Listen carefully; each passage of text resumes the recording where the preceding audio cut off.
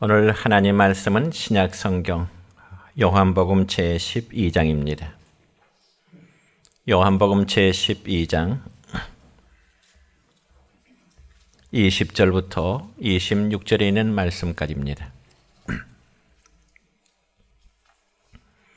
제가 봉독해 드립니다. 명절에 예배하러 올라온 사람 중에 헬라인 몇이 있는데 그들이 갈릴리 벳세다 사람 빌립에게 가서 청하여 이르되 선생이여 우리가 예수를 배웁고자 하나이다 하니 빌립이 안드레에게 가서 말하고 안드레와 빌립이 예수에 가서 이어주니 예수께서 대답하여 이르시되 인자가 영광을 얻을 때가 왔도다. 내가 진실로 진실로 너희에게 이르노니 한 알의 밀이 땅에 떨어져 죽지 아니하면 한 알 그대로 있고 죽으면 많은 열매를 맺느니라. 자기의 생명을 사랑하는 자는 잃어버릴 것이요 이 세상에서 자기의 생명을 미워하는 자는 영생하도록 보존하리라. 사람이 나를 섬기려면 나를 따르라. 나 있는 곳에 나를 섬기는 자도 거기 있으리니 사람이 나를 섬기면 내 아버지께서 그를 귀히 여기시리라. 아멘. 사랑과 축복의 메시지 나눕니다. 사랑과 축복합니다. 사랑과 축복합니다. 예, 감사합니다. 오늘은 신약성경 요한복음 12장 20절부터 26절의 말씀을 중심해서 죽음으로써 사는 길이라는 제목으로 말씀을 선포하고자 합니다. 여러분, 우리나라는 건국 이래 931번이나 외세의 침략을 받아왔습니다. 그러자 외세의 침략을 위해서 자신의 몸을 던짐으로 나라를 구한 위대하고 훌륭한 인물들이 우리나라는 참 많습니다. 그 중에 대표적인 한 사람을 들라면 저는 역시 충무공 이순신 장군을 들고 싶습니다. 특별히 이순신 장군은 1592년 임진년에 일어났던 임진일원과 그리고 1597년 청유년에 일어났던 청유유란 때 조선 수군을 이끌고 여러 전투에서 승리를 거두었던 위대한 장군입니다. 그렇지만 그 당시 우리나라의 수군 즉 회군은 외적에 비해서 정말 보잘것없을 그런 정도였습니다. 그럼에도 불구하고 당시 이순신 장군은 전선, 즉 12척으로 외적의 선박 133척과 맞싸워서 싸워야 하는 그러한 명랑해전을 앞두고 부하들에게 남긴 아주 유명한 말이 있습니다. 즉 필사즉생하면 필생즉사라 하는 말입니다. 그러니까 이 말의 의미는 죽고자 하면 살고, 살고자 하면 죽는다고 하는 말입니다. 그러니까 이 말의 의미는 이순신 장군은 절대적으로 열세인 전투력을 정신력으로 극복하기 위해서 그러한 말로 모든 군사들을 하나의 독려했던 말입니다. 그렇다면 이순신 장군이 부하들에게 남긴 말, 죽고자 하면 살고, 살고자 하면 죽을 것이라는 이 말은 영적 싸움이 많은 우리 성도들에게 주시는 예수님의 말씀과도 일맥상통하기도 하고 또 다른 한편으로는 전혀 다른 그러한 의미도 있습니다. 여러분, 우리 성도들의 영적 싸움은 총사령관이신 예수 그리스도의 지휘 아래 세상이라는 영적 싸움에서 싸우는 우리 모두는 영적인 군사들입니다. 그렇지만 이러한 영적 싸움은 세상의 전투처럼 눈에 보이는 적들과 싸우는 것이 아니라 보이지 아니하는 영적 어둠의 영들과 우리는 치열하게 싸우는 그러한 싸움 속에 우리가 살아가고 있는 것입니다. 여러분, 세상의 전투는 상대방을 죽여야 내가 살 수 있지만은 그런 반면에 영적 전투는 내가 먼저 죽어야 싸움에서 이길 수 있는 어째 매우 역설적인 논리입니다. 그래서 우리의 옛사람이 그리스도와 함께 십자가에 못 박혀 죽고 그리고 하늘의 미랄이 땅에 떨어져서 죽음으로 다시금 새로운 싹이 올라오는 것처럼 내가 죽고 내 안에, 여러분이 죽고 여러분의 안에 예수 그리스도께서 사셔야 여러분은 정말 영적인 신령한 군사가 될 수 있는 것입니다. 여러분, 전쟁터에 나가는 군인은 아주 고된 훈련을 통해서만 군인다운 군인으로 세워지게 되는 것입니다. 그와 마찬가지로 예수 그리스도의 군사로 부르심을 받은 우리 성도들은 먼저 자신의 영적인 죽음을 통과해야만이 강한 영적인 군사로 우리는 세워짐을 입을 수가 있게 되는 것입니다. 그러므로 예수님께서 죽어야 산다고 하는 그 말씀의 의미는 바로 이런 점인 것입니다. 그래서 우리가 신약 성경에 보면 사도 바울은 갈라디아서 2장 20절에서 자신의 신앙 고백을 이렇게 우리에게 보여주고 있습니다. 시작. 내가 그리스도와 함께 십자가에 못 박혔나니 그런즉 이제는 내가 사는 것이 아니요 오직 내 안에 그리스도께서 사신 것이라. 이제 내가 육체 가운데 사는 것은 나를 사랑하사 나를 위하여 자기 자신을 버리신 하나님의 아들을 믿는 믿음 안에서 사는 것이라. 아멘. 여러분, 이 말씀을 보면 바울 사도는 자기의 옛 사람을 완전히 십자가에 못 박혔다 그렇게 말씀하면서 나는 날마다 죽노라 그런 고백을 하고 있습니다. 나는 날마다 죽노라. 그러면 과연 예수님은 자신의 죽음을 통해서 과연 어떤 일을 하셨을까요? 첫째로 예수님은 십자가의 죽음을 통해서 부활의 영광을 얻으셨습니다. 오늘 읽은 본문의 말씀을 보면은 예수님께서는 자신의 십자가의 죽음을 땅에 떨어진 하늘의 미랄의 씨앗으로 비유하여 말씀하십니다. 특별히 땅에 떨어진 미랄에 대한 가르침은 예수님께서 예루살렘에 입성하신 후에 제자들에게 마지막으로 가르치시는 내용의 말씀입니다. 물론 예수님은 예루살렘에 입성하시기 전에도 여러 차례 제자들에게 그리고 많은 무리들에게 자신의 고난과 자신의 죽음과 자신의 부활에 대해서 말씀을 하신 적이 있습니다. 그렇지만 이제는 당신이 죽으실 때가 되었음을 말씀하고 있는 것입니다. 그러므로 예수님은 자신의 죽음에 대해서 23절에 보면 이렇게 기록되어 있습니다. 시작. 예수께서 대답하여 이르시되 인자가 영광을 얻을 때가 왔도다. 아멘. 그런데 여러분, 이 말씀을 보면 예수님은 자신의 죽음을 가리켜서 인자가 영광을 얻을 때가 되었노라고 말씀하고 계십니다. 그자 예수님의 그 말씀을 들은 제자들은 어리둥절할 수밖에 없습니다. 왜냐하면 예수님은 자신의 죽음이 어떻게 영광을 얻을 때가 됐다고 그렇게 말씀하시는 것일까? 제자들의 마음속에는 이해가 되질 않는 것입니다. 여러분, 솔직히 죽음이라면 모든 사람들이 가장 두려워하는 것이고요. 죽음은 가장 싫어하는 것이고요. 어쩌면 죽음이라는 문제가 내와 내 가정과 내 지인에게는 일어나지 않을 것이라고 하는 그런 생각을 하고 있기 때문에 그렇습니다. 그럼에도 여러분, 죽음은 빈부귀천을 막론하고 어느 누구라도 피할 수 없는 운명이 되는 것입니다. 그럼에도 예수님은 자신의 죽음을 가리켜서 영광이라 그렇게 말씀하시네요. 그렇다고 해서 예수님께서 자신의 죽음을 영광이라고 말씀하신 것은 어쩌면 예수님은 자신의 죽음을 미화시키려는 것도 아니고요. 어쩌면 처자의 현실을 감추고자 하시는 의미도 결코 아닌 것입니다. 오히려 예수님 자신도 큰 고통이 따르는 죽음을 싫어하셨고 어쩌면 갈보리산 위에서 기도하실 때 예수님은 자신의 죽음에서 아주 고뇌하셨습니다. 번민하십니다. 그럼에도 불구하고 예수님은 자신의 죽음이 어떤 특별한 의미가 있음을 알고 계신 것입니다.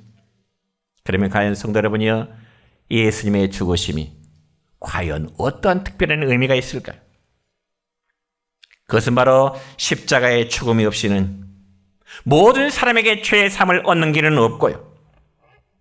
또한 구원받아 영생을 얻는 길도 역시 있지 않기 때문에 그렇습니다.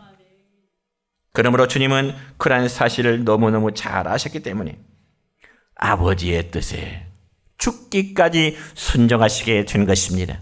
믿으시기 바랍니다.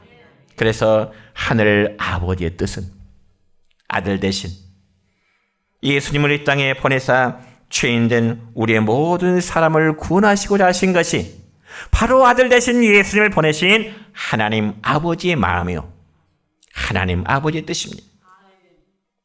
그런데 그 구원은 예수님께서 십자가에 달리셔서 우리의 죄를 대신해서 죽으심으로써만 이루어질 수 있는 일입니다. 그 길이 아니고는 절대로 구원과 영생이 이루어지지를 않습니다. 그러므로 예수님은 자신의 죽음의 효과를 하늘의 밀알로 비유하면서 말씀하고 계십니다. 즉 밀알 하나가 떨어져 땅속에 묻히면 그 씨앗의 껍질은 썩어지게 되는 것이죠.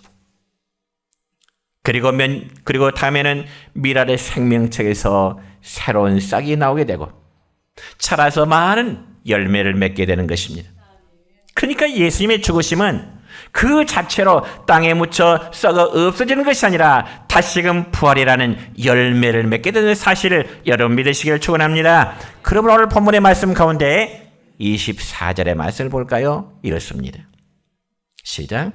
내가 진실로 진실로 너희에게 이르노니 하늘의 밀이 땅에 떨어져 죽지 아니하면 하늘 그대로 있고 죽으면 많은 열매를 맺느니라. 아멘. 그렇습니다.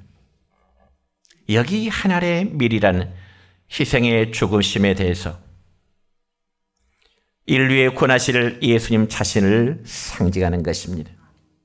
그래서 하늘의 밀이 땅에 떨어져 죽음으로 추수 때 무수한 열매를 거두게 되는 것처럼 주님께서 우리 죄 많은 영혼들 위해서 십자가에 죽으심으로 모든 영혼들이 구원을 받게 되고 주님의 부활에 동참하게 된다는 이 놀라운 사실을 여러분 믿으시기를 축원합니다.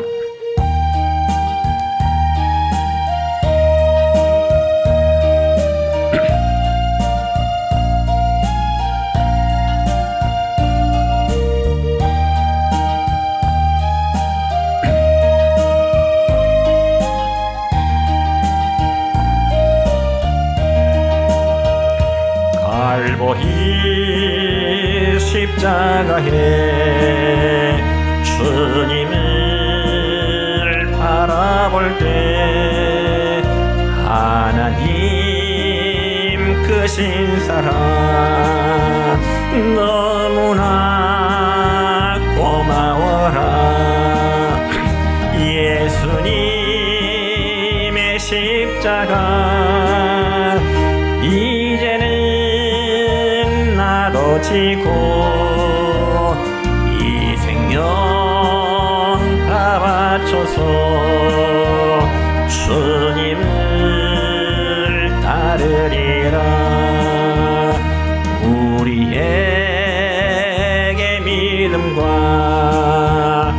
소망을 주시며 사랑으로 세상을 이기게 하셨네. 예수님의 십자가 이제는 나도 지고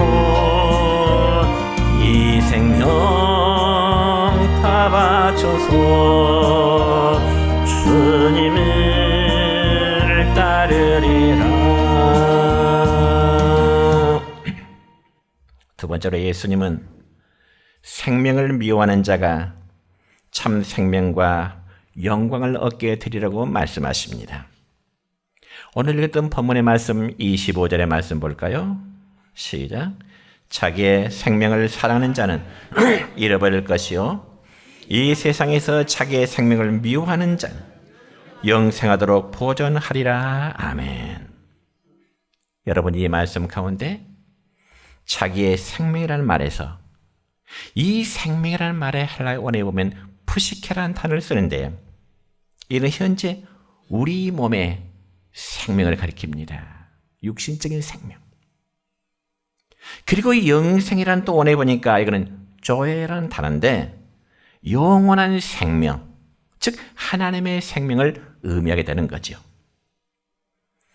그러니까 다시 한번 25절의 말씀을 정리해 보자면 우리 자신의 육적인 생명만을 사랑하는 자는 잃어버릴 것이고 반대로 자신의 육적인 생명을 주님을 위해서 미워하는 자는 영원한 생명을 얻게 되리라. 주님은 역설적으로 그렇게 말씀하고 계십니다. 그러니까 우리는 단순한 육적 생명이 아닌 하나님의 생명으로 호흡하고 살아가고 있는 너무너무 고귀한 존재임을 여러분 믿으시길 바랍니다. 그리고 여러분, 우리 그리스도인들이 생명을 미워한다는 말은 어떤 고행이나 혹은 자기의 육체를 학대한다든지 혹은 자살이라는 그런 뜻이 결코 아닙니다. 만약 그렇게 생각한다면 커다란 오해를 낳게 되지요. 여러분, 그래서 본문 26절의 말씀을 우리가 볼까요? 예수님은 이렇게 말씀하시네요. 시작. 사람이 나를 섬기려면 나를 따르라. 나 있는 곳에 나를 섬기는 자도 거기 있으리니 사람이 나를 섬기면 내 아버지께서 그를 귀히 여기시리라 말씀하십니다. 여러분, 우리가 주님을 따르고 섬기는 것 결코 쉬운 일이 아니죠. 왜냐하면 주님 따르고 섬기는 것은 고난의 길이기 때문에 그렇습니다. 그리고 주님을 따르고 섬기는 것은 우리에게 어쩌면 자신을 포기하는 길이 되기 때문에 그렇습니다. 그래서 신약성경 고린도전서 15장 31절의 말씀을 보면 바울은 이런 고백을 하네요. 어떤 고백일까요? 시작. 내가 그리스도 예수 안에서 우리 주 안에서 가진 바 너희에 대한 나의 자랑을 두고 탄하니 나는 날마다 죽노라. 여러분, 날마다 죽습니까? 안 죽습니까? 죽기 싫잖아요. 죽기 싫어. 그러니까 사도 바울은 자신을 쳐서 예수 그리스도에게 늘 복종하겠다는 고백입니다. 그러면서 자신은 날마다 죽노라 이렇게 고백합니다. 여러분, 우리가 우리 육체의 소욕을 이루기 위해서 주님을 따르고자 하면 결코 주님을 바르게 따를 수가 없는 것입니다. 여러분, 신약성경 마태복음 19장에 보면은 한 번 어떤 청년이 예수님께 나와서 예수님에게 이런 질문하게 됩니다. 선생님, 제가요 어떤 선한 일을 행해야 영생을 얻을 수 있을까요? 그런 질문하게 됩니다. 물론 청년이 예수님에게 이런 질문하게 된 배경에는 이미 자신은 율법의 계명을 잘 지켰다고 하는 어쩌면 자신감이 넘치는 그런 말이었습니다. 그렇기 때문에 그는 예수님을 통하여 뭔가 육체의 만족감을 얻고자 하는 그런 기대감으로 선한 데가 어떤 선한 일을 행해야 영생을 얻을 수 있을까요? 그자 주님이 그 질문에 대한 말씀에 어떻게 답변하실까요? 마태복음 19장 21절의 말씀을 보면 주님은 그 청년에게 이런 답을 주십니다. 시작. 네가 온전하고자 할진대 가서 내 소유를 팔아 가난한 자들에게 주라. 그리하면 하늘에서 보화가 내게 있으리라. 아멘. 그런데 이게 웬 말씀인가요? 지금 부자 청년의 질문의 의도는 뭐죠? 내가 무슨 선한 일을 행해야 영생을 얻을 수 있습니까? 라는 질문인데 우리 주님은 답변은 그래요. 가서 내 소유를 팔아서 다 가난한 자에게 나눠주라. 어쩌면 동문서답의 답변이죠. 엉뚱한 답변을 예수님은 그 부자 청년에게 말씀하십니다. 그러니 예수님의 이 말씀은 정말 청년이 원하는 바의 답변이 아니었습니다. 왜냐하면 자기의 소유를 다 팔아서 가난한 자들에게 나눠주고 나를 따르라 말씀하시기 때문에 그렇습니다. 그러면 과연 예수님에게서 그런 말씀을 듣는 부자 청년의 이제 반응은 어떻게 나타날까요? 마태복음 19장 22절의 말씀 볼까요? 이렇습니다. 시작. 그 청년이 채물이 많음으로 이 말씀을 듣고 근심하며 가니라. 그렇다면 여러분, 이 청년의 반응에 대해서 여러분은 어떻게 생각하십니까? 묻고 싶습니다. 예수님의 말씀에 대해서 예라고 순종하지 못한 그 청년을, 부자 청년을 여러분은 어떻게 생각하신가요? 어리석다, 바보 같다, 지혜롭다. 어리석다, 바보 같다, 지혜롭다. 1번 어리석다, 2번 바보스럽다, 3번 지혜롭다. 몇 번입니까? 몇 번입니까? 왜 답이 없을까요? 예? 1번 어리석다. 여러분 제 동감하십니까? 동감하십니까? 자, 그렇다면 제가 입장을 바꿔서 물어볼게요. 예수님께서 여러분에게 너희의 소유를 다 팔아서 가난한 자에게 나눠주고 그 다음에 나를 따르라 하신다면 여러분 과연 아멘으로 답변하시겠어요?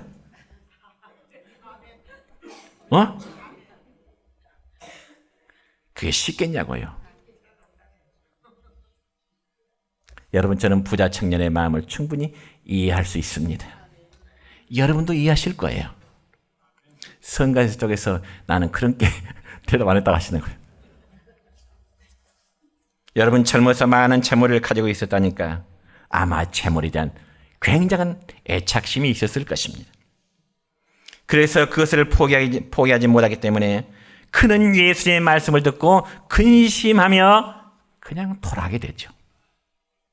그래서 성경에 보면 육신에 속한 대부분의 사람들은 재산을 얼마나 많이 소유하고 있나에 따라서 그것을 행복의 가치로 평가하고자 합니다. 그래서 돈이 많으면 행복한 사람, 돈이 없으면 불행한 사람, 행복의 가치를 그것으로 이제 평가하고자 한다는 거죠. 그런데 그런 모든 가치의 평가는 반드시 인간의 욕구 때문에 그렇습니다. 여러분, 인간의 이러한 육체적인 욕구는 마치 저는 비유할 때 장작불과 또 장작불과 같다고 비유하고 싶습니다. 왜냐하면 여러분, 장작불은요 타면서 더 많은 장작을 필요로 하기 때문에 그래요. 장작을 집어넣으면 불이 더 커지고 세지고 또 불이 커지면 더 많은 장작을 필요로 하고 있잖아요. 이와 마찬가지로 인간의 욕구도 만족되면 그것으로 끝나는 것이 아니라 더욱더 커지는 것인데 그것이 바로 인간의 욕구의 성질이 되는 것입니다. 그렇지만 그러한 욕구를 채워서 얻은 행복은 영원히 지속되느냐? 아니요. 금방 그 욕구가 생겨서 또 사라지게 되는 겁니다. 그래서 우리가 신약성경에 보면은 이 바울은 빌립보 교회 편지하면서 빌립보 3장 8절의 말씀을 보면은 바울은 자신을 또한 이런 고백을 빌립보 교회 성도들에게 알려주고 있습니다. 무슨 말씀일까요? 시작. 또한 모든 것을 해로 여김은 내 주 그리스도를 아는 지식이 가장 고사하기 때문이라. 내가 그를 위하여 모든 것을 잃어버리고 배설물로 여김은 그리스도를 얻고 그 안에서 발견되려 함이니. 아멘. 그렇습니다. 여러분이 이 말씀을 보면 바울은 과거에 육체의 욕망으로 가득 찼던 자신의 모든 삶을 이제는 내가 다 배설물로 여겨버리겠노라.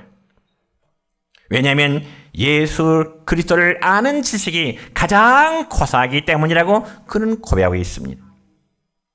그러면 과연 바울은 과거에 어떤 사람이었을까요? 어떤 사람이었을까요? 먼저 그는 당시 율법의 최고 학자인 가말리엘의 문화생이었습니다. 그러니 한마디로 최고의 학문을 가진 지성인이죠. 그리고 사회적으로는 공회원이라는 막강한 권세를 가진 사람이었습니다.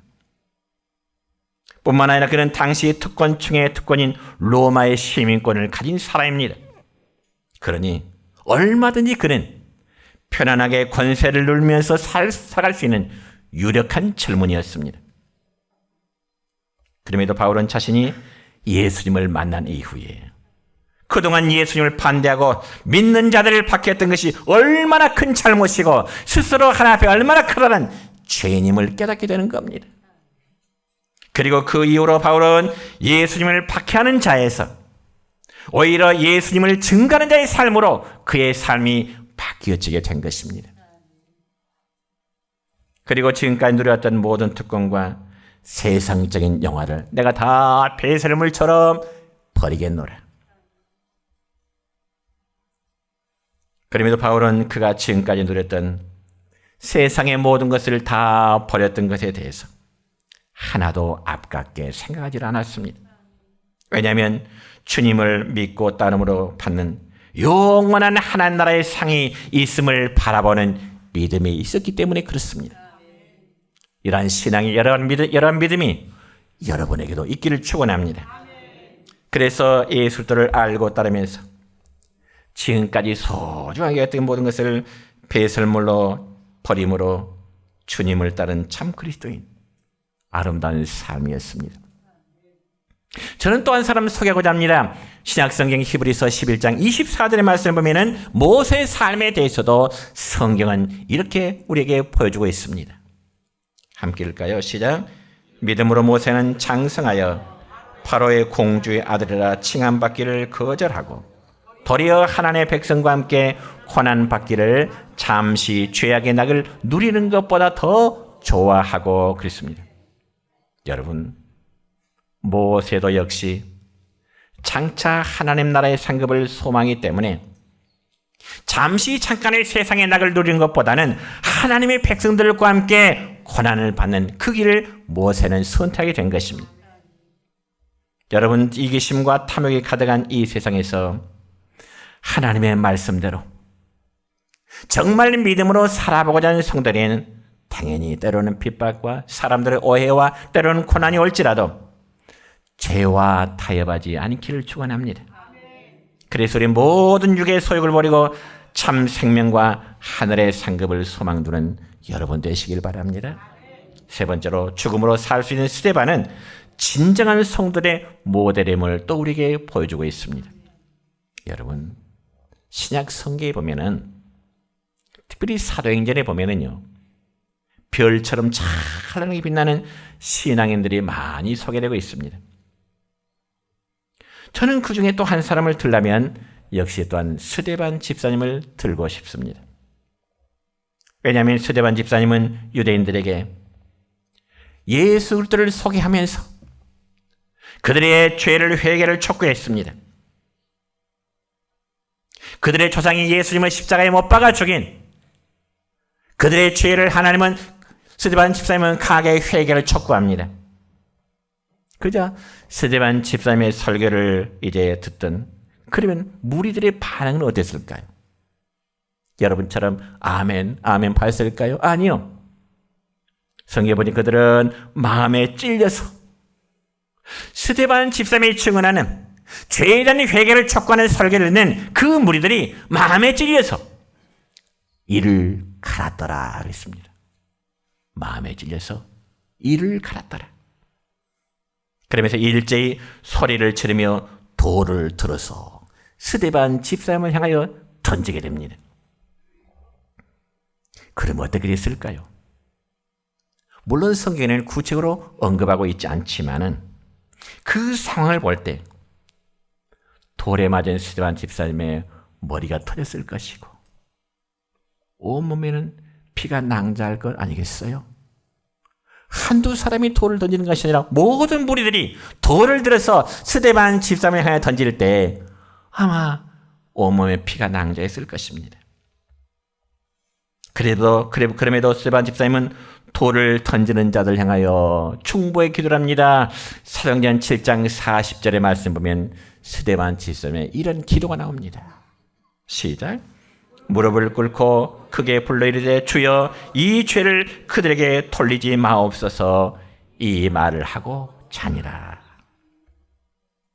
여러분, 스데반 집사님의 이 기도는 우리 주님이 십자가에 달리셨을 때 자신에게 못 박는 자를 향하여 아버지여 저들을 사하여 주옵소서. 자기들이 하는 것을 알지 못함이니라. 기도했던 우리 주님의 기도와 내용이 너무나 똑같습니다. 그러면 스데반 집사는 이런 기도를 할 때 먼저 어떤 광경을 보았을까요? 사도행전 7장 55절과 56절의 말씀입니다. 시작. 스데반이 성령이 충만하여 하늘을 우러러 주목하여 하나님의 영광과 및 예수께서 하나님 우편에 서신 것을 보고 말하되 보라 하늘이 열리고 인자가 하나님 우편에 서신 것을 보노라. 아멘. 그러니까 스데반 집사는 자기를 향하여 돌을 던지는 모든 무리를 위해서 기도할 때 하나님의 영광과 및 예수께서 하나님 우편에 서신 것을 보고 주여 이 죄를 저들에게 돌리지 마옵소서 하고 자니라. 돌 맞고 잠잔대요. 돌 맞고 잠잔대요. 잠잔다는 의미가 뭘까요? 순교의 죽음을 의미합니다. 순교의 죽음. 그자 스데반 집사의 순교를 통해서 예루살렘에만 머물러 있던 많은 성들이 이제는 그 박해를 피해서 사방으로 흩어지게 되는데, 흩어져서 그들이 하는 일이 뭘까요? 주님의 분부하신 대로 복음 전도하는 일을 하게 됩니다. 그러니까 스데반 집사는 말로써 주님의 십자가와 부활을 증거했고, 주님을 닮아가는 삶으로 주님을 증거했고, 또한 죽음으로 생명의 주님을 통과함으로 죽기까지 충성한 성도의 모습을 우리들에게 하나의 모델로 보여주고 있는 것입니다. 그래서 세계 모든 교회는 예수 그리스도의 십자가의 죽음을 본받은 순교자들의 거룩한 피가 순교자들의 터 위에 세워진 것이 하나님의 교회임을 믿으시기 바랍니다. 우리나라 역시 마찬가지입니다, 여러분. 일제가 식민 정치를 하던 시절에 일본은 우리나라 사람들에게 신사참배를 강요했습니다. 신사참배. 그러나 기독교는 신사참배 지시에 대해서 항의하고 거부하자 그들이 백성들을 현혹할 때 신사참배는 국가의식이지 우상숭배가 아니라 그런 말로 회유했습니다. 신사참배를 하나의 국가적인 의식이지 이건 우상숭배가 아니라면서 많은 성도를 교회에게 유혹했습니다. 그러자 많은 교회들이 신사참배를 받아들이고 하게 되었습니다. 그러나 끝까지 신사참배를 거부하다 순교한 사람 중에 한 분은 당시 평양 산정현 교회를 심하시던 주기철 목사님이었습니다. 그래서 이 주기철 목사님의 일화 가운데 이런 이야기가 있습니다. 주 목사님이 신사참배를 거부하다가 일본 순사들에게 가혹한 고문과 탄압을 받았습니다. 그러자 주기철 목사님이 남긴 유명한 설교 한 부분을 소개하자면 이렇습니다. 예수님을 버리고 내가 사느냐? 아니면 예수님을 따라 함께 죽느냐? 예수님을 버리고 사는 것은 정말 죽는 것이요. 예수님을 따라 죽는 것은 정말 사는 것이라. 한마디로 일사각오의 결연한 의지가 담긴 설교의 내용이었습니다. 그러다 결국 1938년 평양 감옥에 투옥되어서 5년간 감옥살을 하던 중에 1944년 감옥에서 주기철 목사님은 순교를 하시게 됩니다. 그래서 일사각오의 신앙으로 일저에 한가다가 순교한 주기철 목사님이 순교 직전에 쓴 고난의 명상록이 전해지고 있는데요. 그 내용을 그대로 한번 여러분들에게 소개합니다. 천천히 우리 같이 한번 읽겠습니다. 시작. 주님을 위하여 오는 고난을 지금 내가 피하다. 이 다음에 무슨 낯으로 주님을 대하리까? 주님을 위하여 지금 내가 당하는 수욕을 피하였다가 이 다음에 주님이 너는 내 영광과 평안과 즐거움을 다 받아 누리고 고난의 차는 어찌하였느냐고 물으신다면 나는 어떤 말로 대답하리이까? 주님을 위하여 오는 십자가를 내가 피하였다가 이 다음에 주님이 너는 내가 준 유일한 유산인 십자가를 어찌하느냐고 물으신다면 나는 무슨 말로 대답할 수 있으리까? 명상록의 한 부분입니다. 여러분, 우리나라는 짧은 기독교 역사 속에서도 세계에서 제일 가는 기독교 국가가 되었습니다. 그 이유는 순교의 제물이 된 우리 믿음의 선진들이 흘렸던 순교의 피 때문이었습니다. 그래서 하나님께서는 순교자들의 피의 흔적을 기억하시고 은혜와 복을 우리에게 베푸시는 것입니다. 그러므로 지금도 세계 여러 나라에서는 한국 교회 성도를 굉장히 부러워한다고 하죠. 또 세계 여러 나라에서는 선교사를 원하되 한국의 선교사들을 보내달라고 요청하고 있다는 것입니다. 왜 그럴까요? 그건 바로 순교자의 믿음에 세워진 신앙의 열매들이기 때문에 그렇습니다. 여러분, 순교의 흔적은 지워지지 않습니다. 그래서 이 천년이 지난 지금도 순교자 스데반의 흔적은 세계의 복음화로 남아있게 된 것이죠. 그리고 그를 순교자 스데반이라 호칭하고 있습니다. 그럼 우리는 말세를 맞이해서 점점 믿음의 열정이 식어져 가고 있는, 믿음이 떨어져가는 시대에 살고 있습니다. 그러나 우리는 이 시대에 우리의 믿음을 지킬 수 있는 방법은 이런 순교자의 신앙을 본받아 살기를 힘쓰는 것밖에 없습니다. 우리 모두 스데반의 믿음을 본받아 주님을 따른 진정한 그리스도인, 죽음으로써 사는 길, 오직 믿음뿐임을 잘 기억하면서 우리는 사순절의 절기를 의미 있게 보내시기를 주님의 이름으로 축원합니다.